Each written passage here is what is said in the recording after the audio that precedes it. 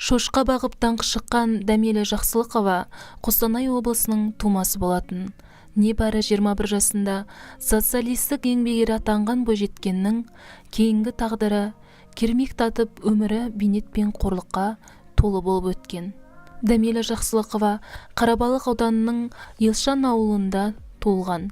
Еңбек жолын 20 жасында осы Кеңшардағы шошқа фермасында бастап, бүкіл өмірін сонда өткізіпті. Талпақ танаудың тұқымын өсіруге еселі үлес қосқан қазақ қызының омырауына Никита Хрущевтің өзі Ленин орденін және алтыннан құйылған орақ пен балға медалін таққан екен. 1961 жылдың 14 наурызында Ақмолада өткен Тың өлкесіндегі ауыл шаруашылығы озаттарының кеңесінде Хрущев Дәмелінің жетістіктеріне айрықша тоқталып өтеді. Қостанай егіншілік кеңшарының жас шошқашысы Дәмелі Жақсылықова жоғары нәтижелерге қол жеткізді. Жемісті еңбегімен өзге жастарға үлгі көрсетті. Оған социалистік еңбек ері атағы берілді. Ойланыңдар, жолдастар, ол партияның үндеуіне үн қосып, шошқа фермасына жұмысқа барған бірінші қазақ қызы. Алайда мұндай жоғары жетістікке жету оңай болған жоқ. Бастапқыда оның ісіне бүкіл ағайын туыстары қарсы шықты. Бірақ қайсар қыз ғасырлар бойы қалыптасып қалған теріс түсінікті ысырып тастап, өз туыстарын дегеніне көндірді, деп мақтауын асырыпты одақ басшысы. Ол бірінші рет шошқа жануарын топтап ұстау әдісін қолданған. Автосуару мен өздігінен қоректендіру технологиясын алғаш тәжірибеге енгізген шаруа саналады. Осы жаңалықтарымен және жоғары марапаттарымен көзге түскеннен кейін-ақ қазақ қызының атағы дүркірей жөнелген. Бүкіл одақтық беделді басылымдар көлдей мақалаларды жарыса жазады.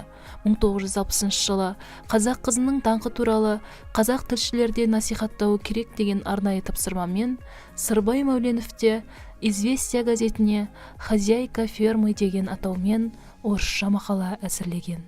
Бірақ шошқаның алысқа кеткен атақ-мансабы жеке өміріне бақ сыйлай алмады. Атап айтқанда, жақын жуықтарына ешқандай қадірі болмады. Қала болған кәсіп үшін тұтамдай жас қыздан туыстарының көңілі суып, бәрі сырт айналды. 1961 жылғы 15 ақпанда Ленинская смена газеті Жақсылықованың 9-шы пленумда сөйлеген сөзін жариялады. Комсомол қыз сол мақалада айналасындағылардың өзіне деген қарым-қатынас туралы былай баяндаған екен. Анамның өзі осы мамандықты игеруіме үзілді-кесілді қарсы болды. Тіпті жұмыстан шаршап келгеніме қарамастан үйге кіргізбей қойды. Табалдырықтан тоқтатып, бір самауыр су қайнатып жуынуға мәжбүрлейтін. Қораға барып, әбден жуынып, үстіме анам әдейі сатып алған иіс суды сепкен соң ғана өз бөлмеме өтуге рұқсат алатынмын. Менің заттарым да үйдегілерден бөлек болды. Тамақ ішетін ыдыс-аяғым, сүртінетін сүлгіме дейін бөлек тұратын. Бірақ бертін келе анам жұмысыма қарсылық білдіруін қойды, депті Жақсылықова. Кейін ол тракторшы ауылдасы Иван Рогальский деген адамға тұрмысқа шығады. Аз уақыттан соң қазақ қызының азан шақырып қойылған аты ұмытылып, Валя аталып кетеді. Екеуінен 3 ұл туып, бәрінің есімі орысша қойылып, ұлттары неміс деп көрсетіледі. Ал жақындарының Валяға деген жеккөрініші тіптен арта түскен.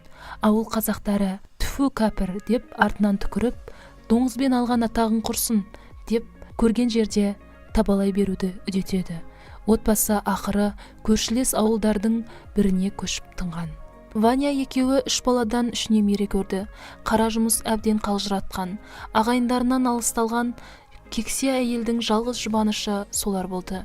Ол соғыстан оралмаған әкесін жиі еске алып, тірегім тірі болғанда жас күнімнен шошқа бақпақ түгілі сиыр да содырмас еді ғой.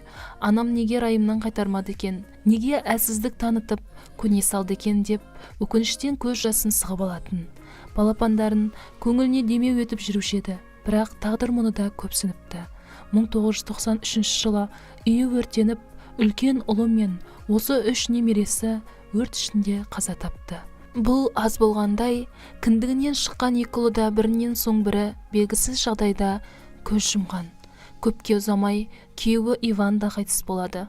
Аңырап жападан жалғыз қалған ана ғұмырының соңғы жылдары бір жола ішкілікке салынып кеткен.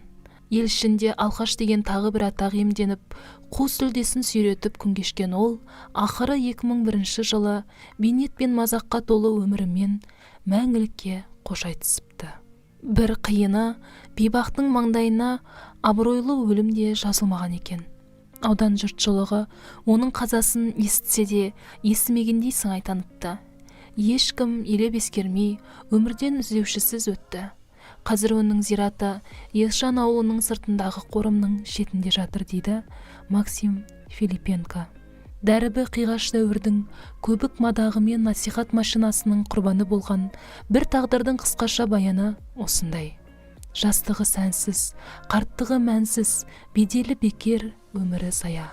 Діні мен ділі тоналып, ұлттық болмысы жоғалып, елдің назасын көп алып, тамырынан ажырағандардың маңдай сорын ауырлата түсетін бір тылсым күш бар секілді. Ал сіз қалай ойлайсыз, тыңдарман?